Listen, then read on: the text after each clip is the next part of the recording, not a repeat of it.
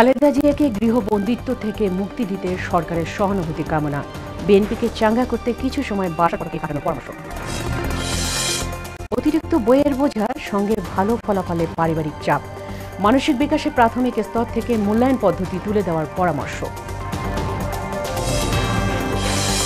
যমুনার ভাঙ্গনে ছোট হয়ে আসছে ইসলামপুরের মানচিত্র। চট্টগ্রামে জমিসহ বসতঘর পাচ্ছে নদী ভাঙ্গনের শিকার পরিবারগুলো। এবং বিশ্বজুড়ে করোনায় মৃত্যু 20 লাখ ছাড়িয়েছে। সংক্রমণ ঠেকাতে ব্রাজিলের বিভিন্ন এলাকায় রাত্রিকালীন কারফিউ। চীনের 12 গ্রামের মানুষ কোয়ারেন্টিনে।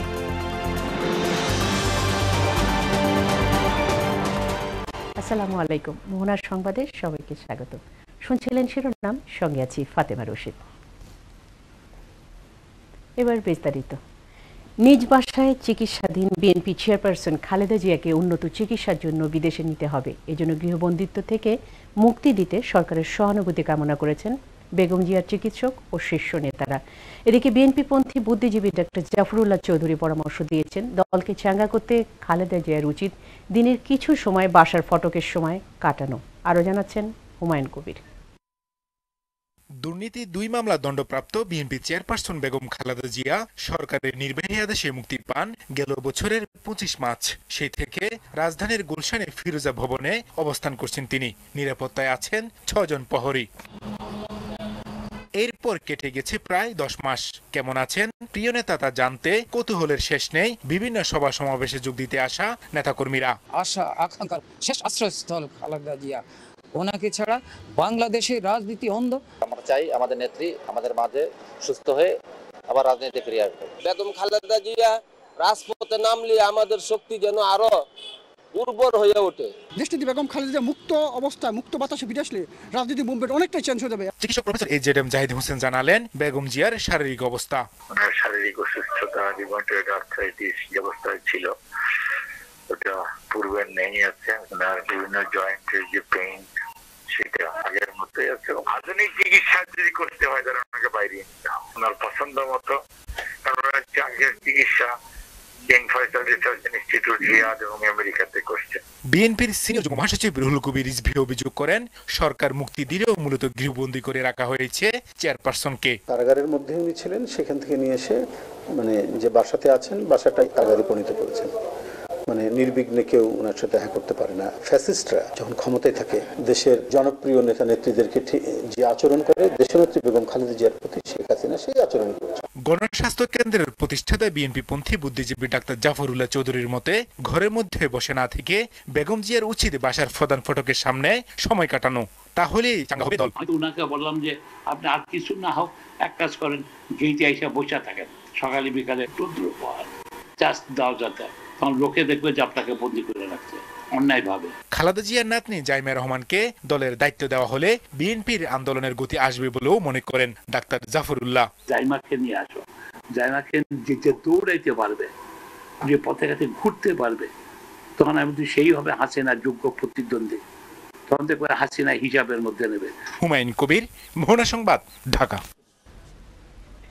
অতিরিক্ত বইয়ের বোঝা, সঙ্গে ভালো ফলাফলের জন্য পারিবারিক চাপ, দুয়ে মিলে দম বন্ধ হবার জোগাড় শিশুর। দেশের সিংহভাগ শিক্ষার্থীর ছোটবেলার গল্পটা এমনই। শিক্ষকরা বলছেন বিষয়টি তাদের মননশীলতা বিকাশের পথে অন্তরায়। বিশেষজ্ঞের মতে শিশুর মানসিক বিকাশে প্রাথমিক স্তর থেকে মূল্যায়ন পদ্ধতি তুলে দেওয়ার পাশাপাশি খেলতে খেলতেই শিখন পদ্ধতি চালু করা হবে জরুরি। এতে সায় জানিয়েছে প্রাথমিক শিক্ষা অধিদপ্তরও। নাসির উদ্দিনের রিপোর্ট। লেখাপড়ার চাপে শিশুদের জীবন বলতে গেলে অনেকটাই আনন্দহীন। রাত না পোহাতেই বই ভর্তি ভারী ব্যাগ নিয়ে ছুটতে হয় স্কুলের পথে। ক্লাস শেষে হয় কোচিং নয়তো প্রাইভেট পড়া, এরপর আবার হোমওয়ার্কের ব্যস্ততা। সরকার প্রাক প্রাথমিকে 1টি, প্রথম ও দ্বিতীয় শ্রেণীতে 3টি এবং তৃতীয় থেকে পঞ্চম পর্যন্ত 6টি বই নির্ধারণ করেছে। তবে কিন্ডারগার্টেন সহ বিভিন্ন স্কুলে কমপক্ষে 2 থেকে 10টি পর্যন্ত বেশি বই পড়ানো হচ্ছে।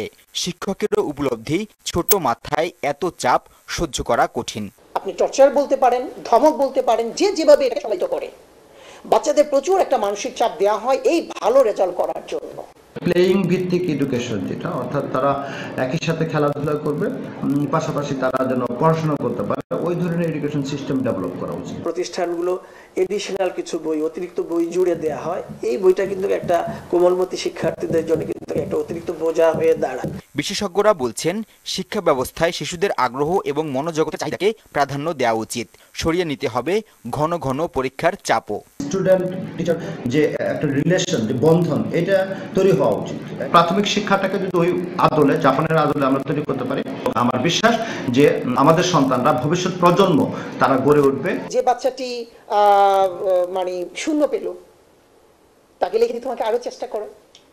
আচ্ছা, এই একটি ব্যাপার, বাচ্চা কিন্তু কষ্ট পাবে না, চেষ্টা করবে, কিন্তু যখন বলবো তুমি ফেল, তখন কিন্তু অনেক কষ্ট পাবে এবং তার পড়ালেখার প্রতি আগ্রহ হারিয়ে ফেলবে। প্রাথমিক শিক্ষা অধিদপ্তরের মহাপরিচালক জানান, করোনা অতিমারি না এলে হয়তো চলতি বছর থেকেই তৃতীয় শ্রেণী পর্যন্ত মূল্যায়ন পরীক্ষা বাতিল হয়ে যেত।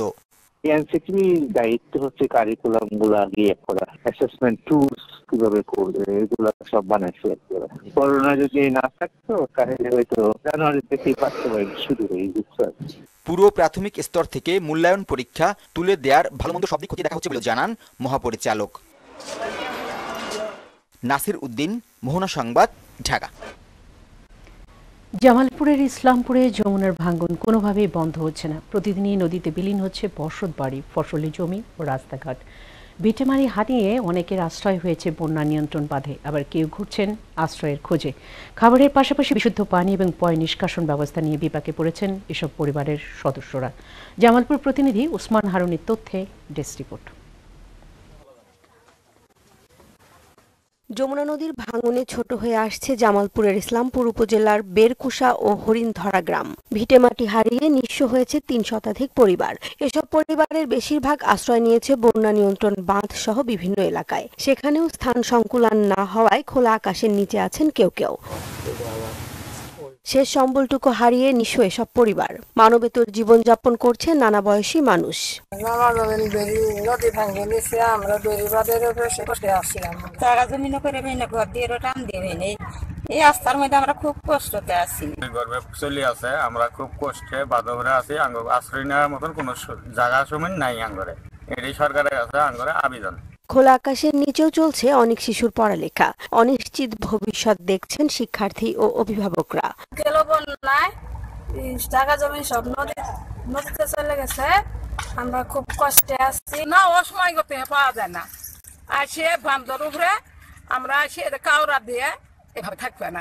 নদী ভাঙনে আমরা চলে আসছি, আমরা এখন ভূমিহীন, জমাজমি সব কিছু নাই, আমরা এখন মনসরা। ভূমিহীনদের তালিকা করে ঘর নির্মাণ সহ প্রয়োজনীয় ব্যবস্থা নেওয়ার আশ্বাস দিলেন উপজেলা চেয়ারম্যান। ভূমিহীন গৃহহীনদের জন্য মুজিব বর্ষে মাননীয় প্রধানমন্ত্রীর উপহার এই কর্মসূচির আওতায় ইসলামপুরের যত ভূমিহীন গৃহহীন আছে তাদের প্রত্যেকেরই আমরা তালিকা করে তাদেরকে ভূমি এবং গৃহের ব্যবস্থা করছি। প্রধানমন্ত্রীর উপহার ঘর পেয়ে ভূমিহীন মানুষগুলো আবারও ফিরে পাবে মাথা গোজার ঠাঁই, এমনটাই প্রত্যাশা সবার। জেসমিন আলম, ন্যাশনাল ডেস্ক, মোহনা সংবাদ। মুজিব শতবর্ষে চট্টগ্রামে হালদা নদীর ভাঙ্গনে গৃহহারা অসহায় পরিবারগুলোকে দেওয়া হচ্ছে জমিসহ বসতঘর। গুমানমর্দন ইউনিয়নের 15টি পরিবারের জন্য শুরু হয়েছে গৃহ নির্মাণ কাজ। মাস দুয়েকের মধ্যেই করা হবে হস্তান্তর। চট্টগ্রাম ব্যুরো থেকে পাঠানো তথ্যে ডেস্ক রিপোর্ট। মুজিব শতবর্ষ উপলক্ষে ভূমি ও গৃহহীনদের জন্য সরকারি ঘোষণার অংশ হিসেবে চট্টগ্রামের হাটহাজারীর 4 নম্বর গুমানমর্দন ইউনিয়নে নির্মাণ করা হচ্ছে বসতঘর। হালদা নদী বেষ্টিত এ ইউনিয়নে স্বাধীনতার পর থেকে বেড়িবাঁধ নির্মাণের আগ পর্যন্ত নদী ভাঙনে বাস্তুহারা হয়েছে প্রায় 2 শতাধিক পরিবার। এদের মধ্যে 35টি পরিবার এখনো বাস্তুহারা। প্রথম দফায় 15টি পরিবারকে দেওয়া হবে বসতঘর ও জমি।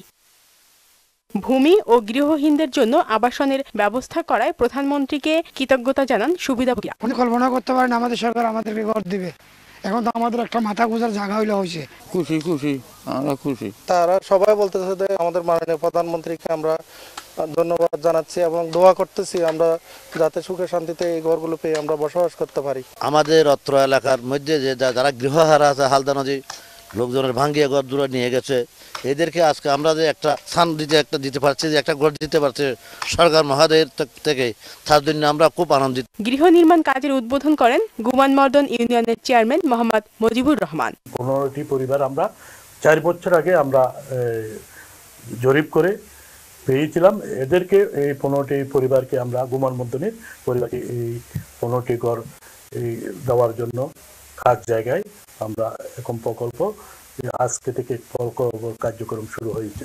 2 দশকেরও অধিক সময় গৃহহারা এসব পরিবারের একটি ঠিকানা করে দেয় সরকারি উদ্যোগের প্রশংসা করে স্থানীয়রা। শারমিন স্বর্ণা, ন্যাশনাল ডেস্ক, মোহনা সংবাদ। সংবাদের নিচে একটা বিরতি, ফিরছি যখন আরও থাকছে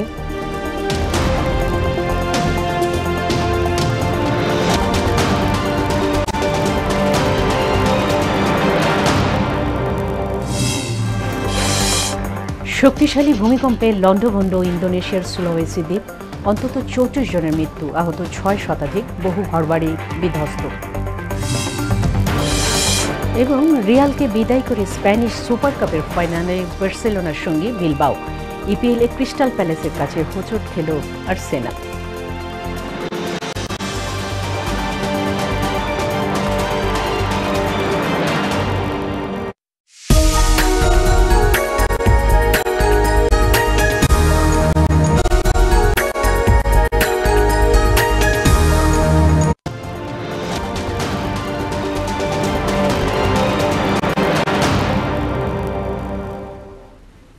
আবারও আমন্ত্রণ মোহনার সংবাদে, সঙ্গে আছি ফাতেমা রশিদ।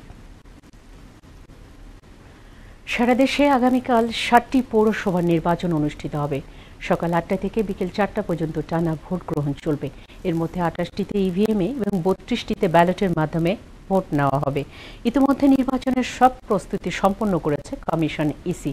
দ্বিতীয় ধাপের 61 পৌরসভার তফসিল ঘোষণা করা হলেও এক মেয়র প্রার্থীর মৃত্যুর কারণে সৈয়দপুর এবং মামলাজনিত কারণে পাবনার সোজানগর পৌরসভার ভোট স্থগিত হয়। অন্যদিকে প্রথম ধাপে তফসিল হওয়া গাজীপুরের শ্রীপুর পৌরসভার ভোটে ধাপের সঙ্গে অনুষ্ঠিত হয়।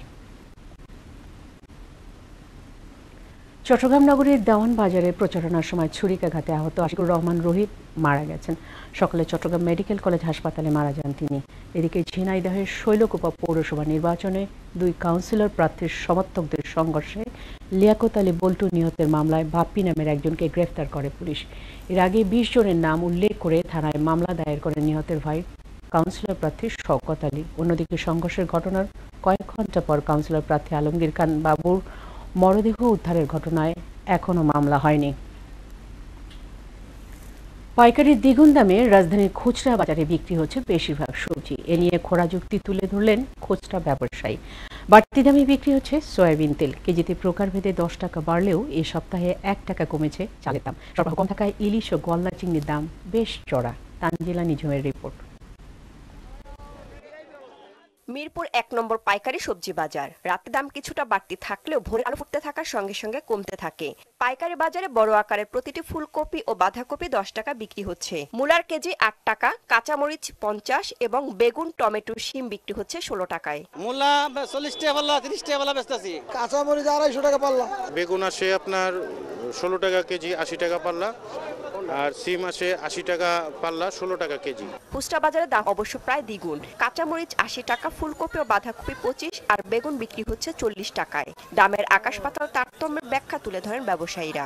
সকালবেলা যে জিনিসটি ছিঁড়ে বসিলার থেকে এই জিনিসটি কেজিতে 15 টাকা 20 টাকা বেশি, কারণ বাজার থেকে। বিচিওয়ালা সিম আছে 40 টাকা কেজি, কাঁচামরিচ 70 টাকা কেজি, হয়তো 80 টাকা বেচা হয় আমাদের। বাড়তি দামে বিক্রি হচ্ছে সয়াবিন তেল। কিঞ্চিত কমেছে চালের দাম। আমদানি করা চাল বাজারে এলে দাম কমে আসবে বলে জানান বিক্রেতারা। কমছে গোলালু, পেঁয়াজ আর রসুনের দাম। পেঁয়াজ এখন 35 থেকে 40, 20 টাকা 25 টাকা আলু। তেলের নাকি যে বীজ যা হয় ওটা নাকি উৎপাদন কম হয়েছে, এই কারণে নাকি তেলের দাম বাড়ছে। বাজারটা মানে এখন একটা নিয়ন্ত্রণের ভিতরে আছে। আগে যেমন দুমদুমে বাড়ছে, এখন বাড়তির দিকে নাই। ইন্ডিয়ান চাল নাকি আসলে বাজারটা অলরেডি 4-5 টাকা কমে যাবে। ইলিশ ও বাগদা চিংড়ির দাম বেশ চড়া। সরবরাহ কম থাকায় ইলিশের দাম হারিয়ে বেড়েছে 200 টাকা। হালিতে 200 টাকা বাড়ছে, কেন মাছ পানি টানিয়ে যেতে হচ্ছে তো, মাছের সংখ্যা কম। বাগদা চিংড়ি আগে বিক্রি করতাম 600 টাকা, অন্তত কেজিতে অনুমানিক 30 থেকে 40 টাকা বাড়ছে। পুরাগাড়ি মাছের দাম কমছে, অনেক কমছে। মাছের বাজার এখন সহনশীল পর্যায়ে আছে। হালিতে 2 টাকা বেড়েছে ব্রয়লার, মুরগির ডিম, গরু, খাসি, মুরগি সহ সব ধরনের মাংস বিক্রি হচ্ছে আগের দামেই। তানজিলা নিঝুম, মোহনা সংবাদ, ঢাকা। শিল্প প্রতিমন্ত্রী আলহাজ কামাল আহমেদ মজুমদারের আহ্বানে অসহায় এবং দুস্থদের মাঝে শীতবস্ত্র বিতরণ করেছে মণিপুর ক্লাব। সকালে রাজধানী মিরপুরের মণিপুরে 2 শতাধিক শীতার্তের মধ্যে কম্বল তুলে দেন সংগঠনের কর্মকর্তারা।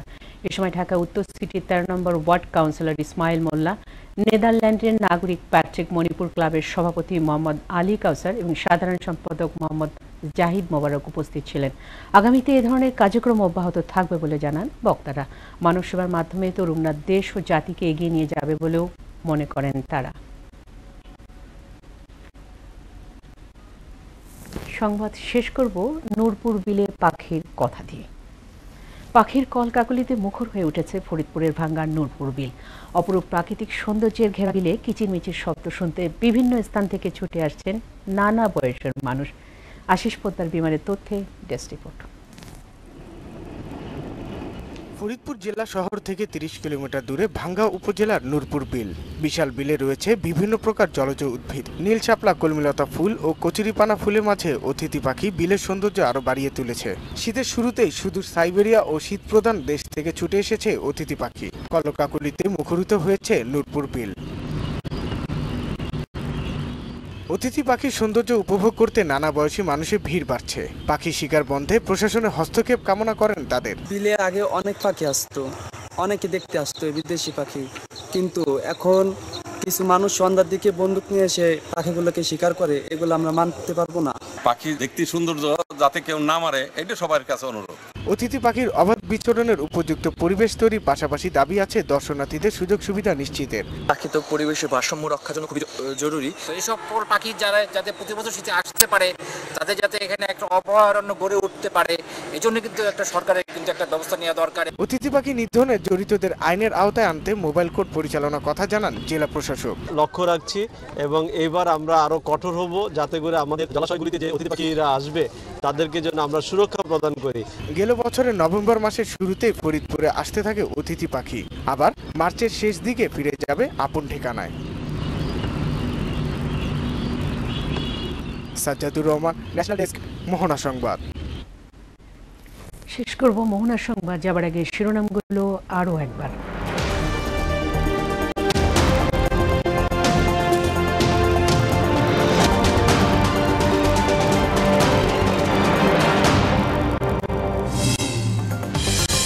খালেদা জিয়াকে গৃহবন্দিত্ব থেকে মুক্তি দিতে সরকারের সহানুভূতি কামনা। বিএনপিকে চাঙ্গা কর্তৃক কিছু সময় বাসার ফটকে কাটানোর পরামর্শ। অতিরিক্ত বইয়ের বোঝার সঙ্গে ভালো ফলাফলে পারিবারিক চাপ, মানসিক বিকাশে প্রাথমিক স্তর থেকে মূল্যায়ন পদ্ধতি তুলে দেওয়ার পরামর্শ। যমুনার ভাঙনে ছোট হয়ে আসছে ইসলামপুরের মানচিত্র। চট্টগ্রামে জমিসহ বসতঘর পাচ্ছেন নদী ভাঙনের শিকার পরিবার। এবং বিশ্বজুড়ে করোনায় মৃত্যু 20 লাখ ছাড়িয়েছে। সংক্রমণ ঠেকাতে ব্রাজিলের বিভিন্ন এলাকায় রাত্রিকালীন কারফিউ। চীনের 12 গ্রামের মানুষ কোয়ারেন্টিনে। এই ছিল মোহনার সংবাদে। পরের সংবাদ বিকেল 5:30টায়। সঙ্গে সংবাদ এক নজরে দেখার আমন্ত্রণ রইল। এছাড়া মোহনার সবশেষ খবর জানতে ভিজিট করুন www.mohana.tv। সংবাদ দেখতে পারেন ফেসবুক ও ইউটিউবেও। এতক্ষণ সঙ্গে থাকার জন্য সবাইকে ধন্যবাদ।